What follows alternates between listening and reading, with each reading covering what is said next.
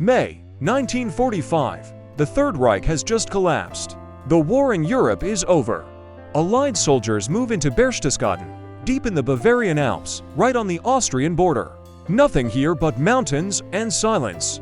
And somewhere inside the rock, treasure the war spent years collecting. Paintings, sculptures, gold, entire museums, crated up and buried underground.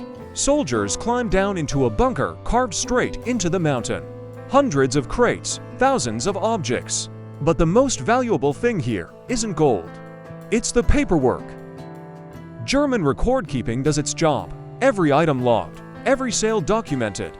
The cataloging begins slow, careful, item by item. At one point, an officer stops. In his hands, a small canvas. A biblical scene, soft, diffused light, figures seated at a table. The kind of silence you can almost feel in a painting. He checks the signature in the corner. Vermeer. Johannes Vermeer, one of the rarest names in art history. The officer cross-checks the inventory number against the list. It matches. Owner on record, Hermann Göring, Hitler's right hand. One of the most powerful and most greedy collectors in Europe. Purchase date, 1943. Seller, a Dutchman. Name and address on file, Amsterdam. A few days later, a car pulls up outside a house in Amsterdam.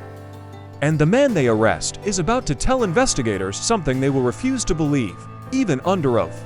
May 29, 1945, Amsterdam, along the Keizersgracht Canal. They take the man quietly. His name is Han van Meegeren. The charge? Collaboration, selling a national treasure to the enemy. In liberated Holland in 1945, that's not a misdemeanor. It's a firing squad. He's held in Wiederingsens prison, the same building the Nazis used to hold political prisoners just months earlier. First interrogation. Basic questions. He says almost nothing. The investigators already have everything. The bunker documents, the sale amount, the date, the contract, and his signature on it. Denying it is pointless, but admitting the sale confirms the collaboration charge, and that's the gallows. Van Meegeren is trapped between two different ways to die. 2 weeks into his detention, he asks for a meeting, investigators, and reporters. He picks a third option, one nobody in that room is prepared to believe. June 12, 1945, he says a sentence that leaves the room in 5 full seconds of silence. That painting in Göring's collection isn't a Vermeer. I painted it. To understand how an unknown Dutch painter ended up here, we have to go back 25 years to a man nobody took seriously. Deventer, the Netherlands, a small town, one of hundreds just like it. Here, in 1889, a school teacher's third child is born. His name, Henricus Antonius van Meegeren, Han, for short. His father is strict, the kind of man who believes life is work and discipline, not dreams, and definitely not painting. The boy draws in secret, on the margins of his school books, on anything he can reach. But at school he finds a mentor, a teacher named Bartus Korteling, a painter himself and a devoted fan of the Dutch Golden Age masters. Korteling shows the boy exactly how Vermeer mixed his colors, how he built light inside a room. That knowledge will stay with him for the rest of his life. One day, it will become a weapon. His father pushes him toward architecture. Van Meegeren enrolls at the Delft Technical Institute. He even designs a real boathouse for a rowing club, one that's still standing in Delft today. But in 1913, he drops architecture and moves to The Hague to paint full-time. 1917, Van Meegeren's first solo show. Different styles, lively portraits. The public reaction is warm. Commissions start pouring in. 1921, the peak of his commercial career. A sketch of a young deer, drawn for Princess Juliana, gets mass-printed across the country. As the story goes, it ends up hanging in 1 out of every 5 Dutch homes. Van Meegeren is riding high, so he decides to show the world what he considers his real work, paintings done in the manner of the old Dutch masters.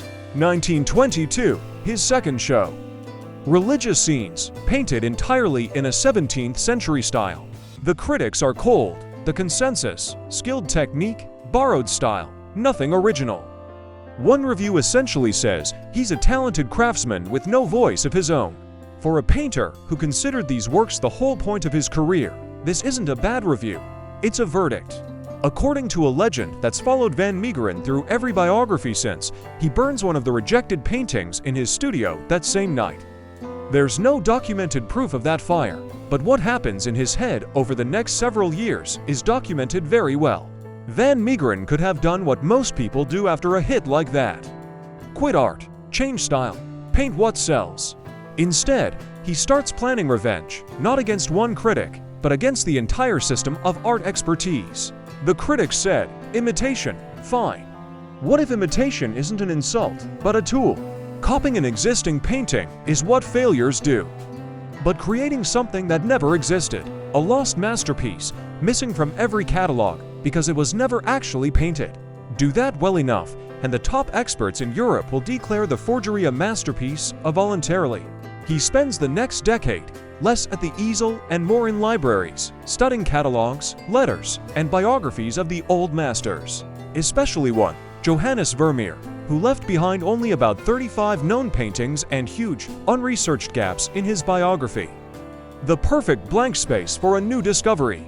But he isn't just studying art, he's studying materials. He tracks down genuine 17th century canvases, cheap, forgotten paintings by nobody artists, and strips off the top layer of paint, keeping only the old base underneath. The hardness problem gets solved by accident. Mix pigment with bakelite, an early synthetic resin, bake the canvas in an oven, and the paint hardens enough to pass the standard test of the era. A drop of alcohol, which real oil paint from the 1930s would dissolve under, but his baked mixture wouldn't. He learns to fake crackler, the fine cracks that appear on old paint, by rolling the canvas, then rubbing dust and ink into the cracks to fade decades of grime. 1936 to 1937, Van Meegeren paints a piece he calls the Supper at Emmaus, a biblical scene of the resurrected Christ revealing himself to his disciples at a table. The subject isn't random. At the time, art historians were pushing a theory about an early Italian period of Vermeer, a period with zero surviving paintings to prove it existed. Van Meegeren paints the exact missing proof that theory needed. The painting is finished. He doesn't take it to a museum himself. He hires a lawyer, someone with no idea where the canvas actually came from, and runs a cover story. An old Dutch family, quietly selling off an inheritance. No auction, no press. The painting is shown to Abraham Bredius, 83 years old, the single most respected authority on Dutch Golden Age painting in Europe. His nickname in the art world, the Pope. If he says genuine, it's genuine. Bredius examines it for a long time. I've found it. Asks for a magnifying glass, checks it in different light. He isn't looking for a fake, he's looking for confirmation of his own theory. The confirmation. And he finds exactly what he was looking for. In September 1937, Bredius publishes an article in the Burlington magazine calling the painting the masterpiece of Johannes Vermeer of Delft, describing it as one of the wonderful moments of a lifetime spent studying art. The Boijmans Museum in Rotterdam buys it, backed by the Rembrandt Society and a wealthy shipping magnate, for 520,000 Dutch guilders. That's several $1 million in today's money. The man the critics tore apart 15 years ago just made the single most respected art expert in Europe call his forgery the discovery of the century. And now he's facing one question that will decide everything that happens next: stop here or do it again. He doesn't stop. The money turns out to be more addictive than he expected. A villa in the south of France, a house in Amsterdam. Expensive wine, cigars, parties, a life he used to just watch from the outside. He paints more lost masterpieces in the style of Vermeer, Peter de Hooch, Frans Hals. Each new forgery is easier than the last because the bar for belief has already been set by the Emmaus painting itself. Now people compare new fakes not to a real Vermeer, but to his own forgery. One piece, Isaac Blessing Jacob, sells to industrialist Willem van der Worm for 1 million to 170,000 guilders. Another, The Last Supper, goes to collector D.G. van Beuningen for 1,600,000. Over the years, estimates put his total earnings somewhere between 5.5 and 7.5 million guilders, tens of millions of dollars today. He could have stopped after that first win, taken the money, disappeared, lived quietly. But luxury demands a sequel, and a sequel means more paintings. And then the war arrives. And with it, one sale that will nearly get him hanged a few years later. 1940. Nazi Germany occupies the Netherlands. Museums close, private collections get seized. Valuables get shipped east. Van Meegeren watches from his window and keeps working. This isn't his war. He's got a brush, old canvases, and buyers willing to pay even under occupation. One of those buyers is Hermann Göring, commander of the Luftwaffe, the second most powerful man in the Third Reich and an obsessive art collector. He has agents across Europe with one job: find paintings at any cost. And he has a dream, owning a Vermeer of his own. In 1943, through middlemen, he's offered a painting called Christ and the Adulteress. The deal happens quietly, no public record, no press. Here's the detail most retellings of this story leave out: Göring doesn't just pay in cash. Part of the deal is roughly 200 paintings by Dutch masters, works the Nazis had themselves looted from the Netherlands earlier in the war. Which means Van Meegeren's fake Vermeer just returned 100 genuine, stolen Dutch paintings back to their home country. Göring hangs the painting at his estate, Karenhal, shows it to guests, treats it as one of the crown jewels of his collection. One of the most powerful and ruthless men in Europe looks at a forgery and sees a masterpiece. This deal is about to make him richer than ever. But 2 years from now, it's also going to be the only reason anyone shows up at his door. May 1945, Germany surrenders. Allied forces find the Vermeer among Göring's possessions and trace the paperwork straight back to Van Meegeren. His confession on June 12th, "It's not a Vermeer, I painted it," is treated at first as a desperate move to dodge a collaboration charge and a death sentence. Because if he's telling the truth, that means everybody got it wrong. Bredius, the museums, the entire history of Dutch art. So Van Meegeren offers the one piece of proof that words alone can't fake. He asks for a canvas, paint, and time to produce another Vermeer, under the direct supervision of investigators. From July through November 1945, under guard, with court witnesses and reporters present, he paints Jesus among the doctors, using the exact same technique and materials as every previous discovery. Early 1946, he's released to await trial. And here's the part that usually gets skipped in the retelling. The trial doesn't start in a few weeks, it starts almost 2 years later. For all that time, the country follows him like a living legend. Newspapers call him the man who fooled Göring. By October 1947, a public opinion poll ranks him the second most popular man in the Netherlands, right behind the Prime Minister. The collaboration charge is formally dropped. If the painting sold to Göring is a forgery, it was never Dutch national heritage to begin with, so there was nothing to betray. What's left? Forgery and fraud. The prosecutor demands the maximum sentence, 2 years. The court appoints an international panel of experts, led by Belgian chemist Paul Cormans. 8 paintings Van Meegeren claims as his own forgeries are brought into the courtroom for examination, magnifying glasses, chemical testing, pigment analysis. He results, all 8 contain traces of bakelite, a synthetic resin that didn't exist in the 17th century. On November 12, 1947, the Fourth Chamber of the Amsterdam District Court finds Han van Meegeren guilty of forgery and fraud.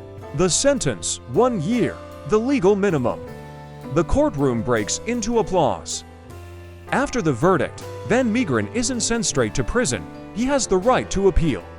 He goes home, back to Kaisersgracht, to wait. Years of drug and alcohol dependency, late nights in the studio, a life lived at full speed. It's already taken its toll. On November 26, 1947, the last possible day to file an appeal, he suffers his first heart attack. He's hospitalized, his condition keeps declining. On December 29th, a second attack. On December 30th, 1947, Han van Meegeren dies in an Amsterdam hospital. He's 58 years old. He never spends a single day behind bars.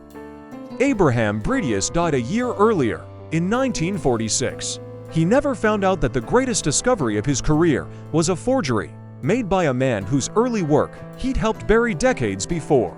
The supper at Emmaus still hangs today at the Museum Boijmans van Beuningen in Rotterdam, not in storage, on permanent display. Only the plaque has changed. People still stand in front of it for a long time. Maybe Van Meegeren's best forgery was never a painting. Maybe it was the national hero he built out of his own life, in the final months, won the world, once again, chose to believe. If the best art experts in the world spent 10 years unable to tell a fake from the real thing, what's something you're completely certain is true today that might turn out to be just as convincing a forgery 100 years from now? For more stories like this, watch our channel.